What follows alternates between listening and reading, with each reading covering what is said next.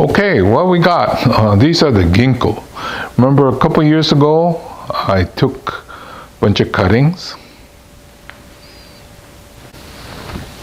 Oh, a couple years ago, I ran around the nursery taking off all these growth that came on the bigger ginkgos. And I just took it and bundled it like this and then stuck it in soil. Well, I think I took about 200 cuttings and I expected not to work. Anyway, half of it took. So anyway, now I'm stuck with 100 of these cuttings that I really didn't need.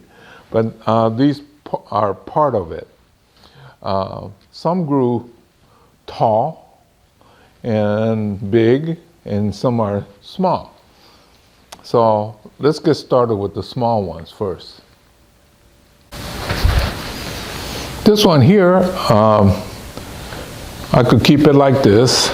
Well, I should cut this off, and then this is our main line. This becomes a side branch, so I could cut it like that. It'd be a nice, short, small tree. It's not bad. This one here, going this way, probably need to turn somewhere here.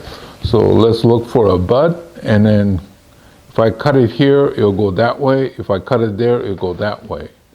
Probably somewhere in there like that. And this should stay a side branch. This will be our sacrifice. Unless you want a small one, then we could cut it off here. But I'll just go ahead and leave that like that. Oh, this one here, it's usually called the whip when it goes straight up like that. And there's all kinds of potential for this, right? You could do, people that like the wire, you could really put a twist in this one here, right?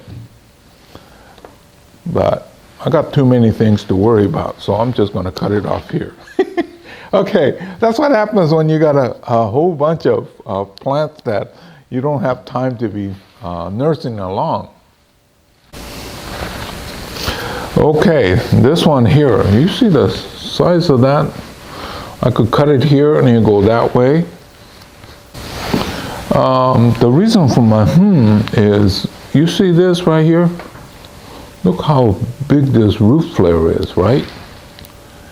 And those of you that are familiar with shohin, or very small bonsai, this might be suitable for something like that. Okay, so I see a little bud right here. And for shohin, it should be kept small, but you want something of interest. And this one has enough root interest that it warrants that. And then, so this has the potential to become a halfway decent shohin in the future.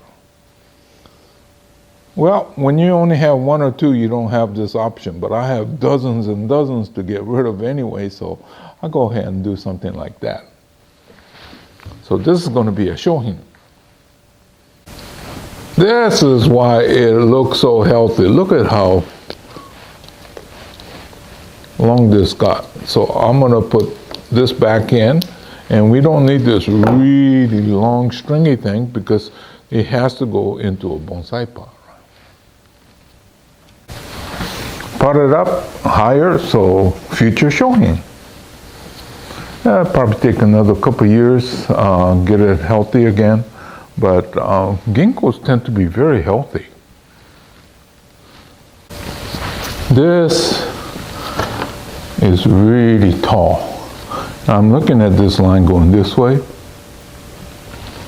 Much too tall. Do I cut it here, here? I'm thinking here. And then this new line is going up this way, right? So I'll cut it off here. This should stay a side branch, so shorten it. And then the next growth will happen right here. And then you cut it again and you twist and turn. So that's how you get your movement and taper at the same time.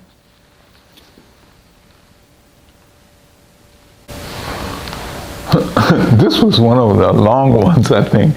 And look how tall it got. It goes way up there.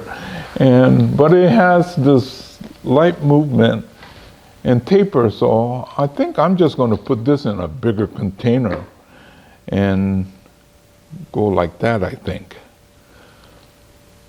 Cascade's okay, but it's not bad to go this way, is it? Well, it's hard for you to see. See, like that? I think that's what I'll do. I'll go put this in a bigger container. Before I go put it away, I'm going to show you this part here. Make sure there's nothing coiling, and then these really stringy ones, cut it. Once again, if you do light root pruning, it stimulates the growth. If you do heavy, you'll stun it, and then you set back.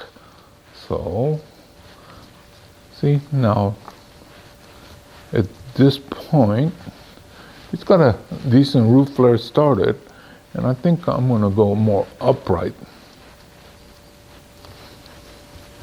So I'll go like that and put it in a container. I found that I could stick it in the same size container, or same container actually. What happened was there's more roots, so I cut them. Well, this is Ginkgo, and this time of the year, he'll go ahead and take that. So I think this will be more of the classical shape, informal upright, or come close to formal upright because that's fairly straight. But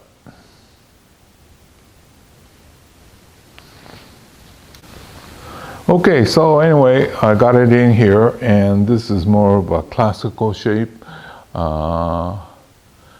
Well, cascades are okay, but they're not in high demand. Also, you got to find the cascade pot too. Okay, this one here, I don't think I'm going to do too much. It got really, really tall. And about the only thing I'm going to do is to go ahead and tie here and tie here so that I could continue with the wide sweep. Well, wide sweep at the bottom, and then as you go up, it should be less, right? So I'll do that and then do not much more because I don't think it's well established down below. Oh, down here. See, I think it's going to take a while for this one to have a decent root flare. So that's what I'm going to do, is to just kind of tie here and then, yeah. Well, you know, you can't rush everything, right? But you could see that the same batch started out looking like this in the initial, but look at all the difference that we have. So anyway, this has been the Ginkgo cuttings from about 3 months ago. One thing about this job is messy. Okay, so anyway, you saw what, 2, 6, and 7 of the 100 or so that I had. I don't know where some of it went, but anyway, these are at least some of the ones that I got from a couple years ago.